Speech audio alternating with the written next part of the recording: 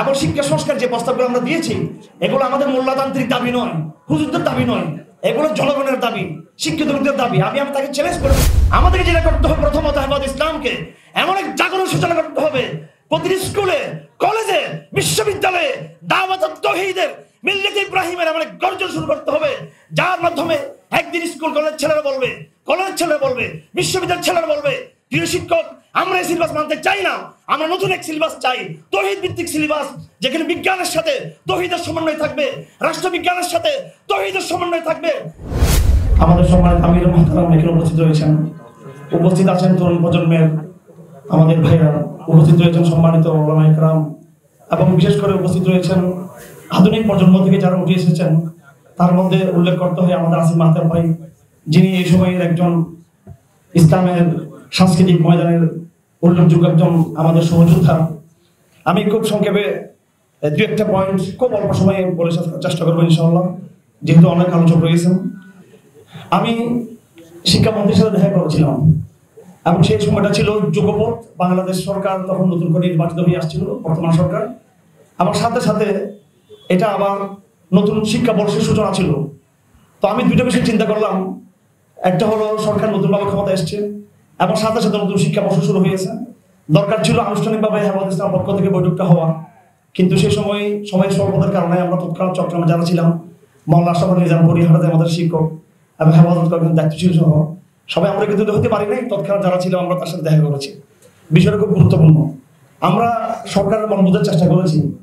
তিনি যেটা বলতে চেয়েছেন সেটা হচ্ছে যে তারা খুব প্রেশারের মধ্যে রয়েছেন এবং সরকার ইচ্ছাকৃতভাবে সেটা করে নাই, অর্থাৎ তাদের সদিচ্ছার এখানে কোনো অভাব ছিল না, তাদের মধ্যে যথেষ্ট ইসলামের প্রতি ভালোবাসা আছে ইত্যাদি। উনি প্রাইভেট অনেকগুলো কথা বলেছেন যেগুলো আমি এখানে আনতে চাই না কথাগুলো। তিনি বলতে চাচ্ছেন ওনারা এমন জায়গা থেকে প্রেশারের সম্মুখীন যাদেরকে অ্যাভয়েড করা সম্ভব না, জাতীয় বা আন্তর্জাতিক, কথাগুলো তিনি খোলামেলাভাবে বলেছেন।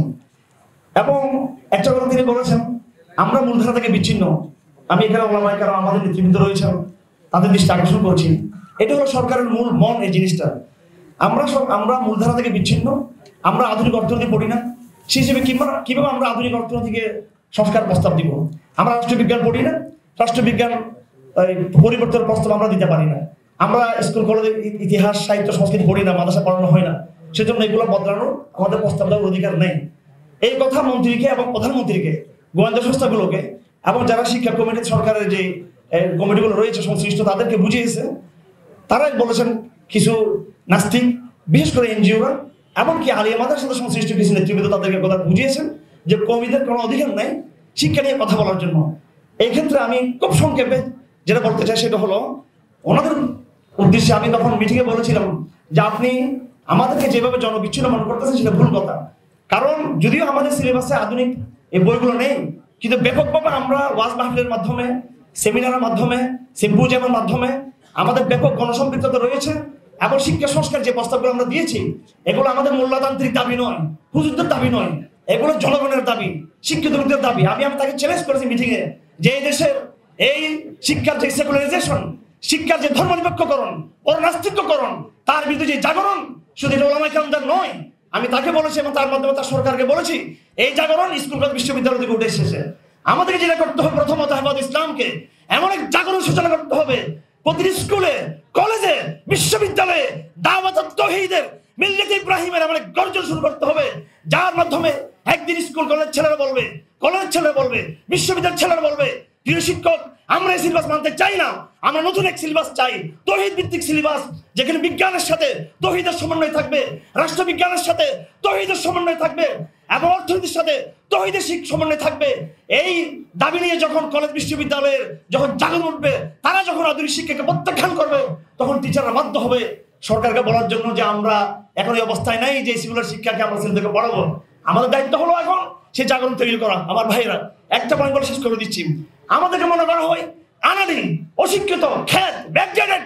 এটা আমাদের কিছু সাংবাদিক ভাইয়েরাও হয়তো, কিছু, আমি সবার কথা বলছি না, কিছু বুদ্ধিজীবীরা, কিছু রাজনীতিক, কিছু ব্যবসায়ী, কিছু যারা সরকার দেখতে আসেন তারা এটা মনে করে থাকেন অশিক্ষিত। আমার ভাইয়েরা, একজন ব্যক্তির নাম দিতে চাই, তিনি আমাদের ওস্তাদ জাস্টিস আল্লামা তাকি উসমানী।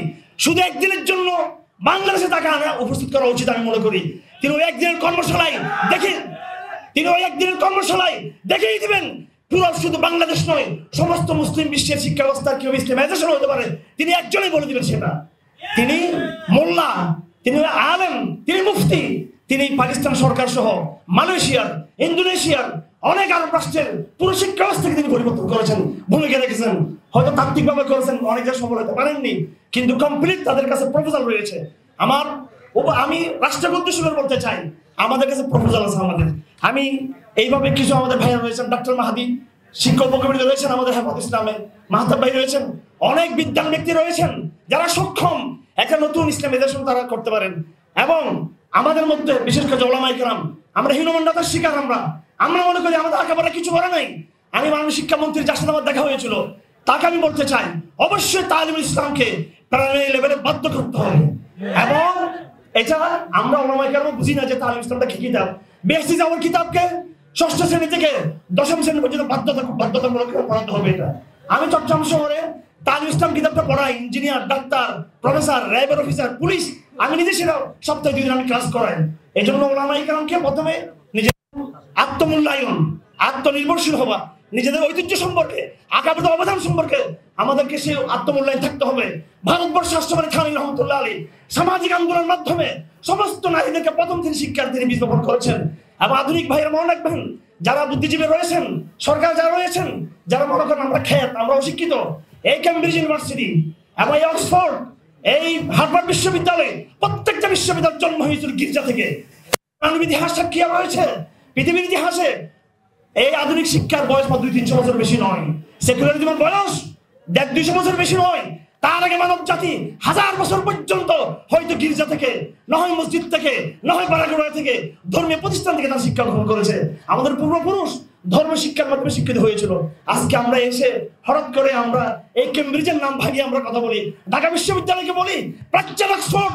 সে অক্সফোর্ড ইতিহাস ছিল এই গির্জার সাথে যুক্ত, ধর্মের সাথে যুক্ত, বাইবেলের সাথে যুক্ত, ইঞ্জিলের সাথে যুক্ত। সুতরাং আমরা যে দাবি দিচ্ছি ইসলামাইজেশনের দাবি, এটা কোনো ব্যাকডেটের দাবি না, এটা কোনো পশ্চাৎপদ দাবি নয়, এটা বড় সময়ের দাবি, বৈজ্ঞানিক দাবি আর বাস্তবসম্মত দাবি। এই কথা আমাদের সকলকে বোঝার তৌফিক দান করুন। ওয়া আখিরু দাওয়ানা আলহামদুলিল্লাহি রাব্বিল আলামিন।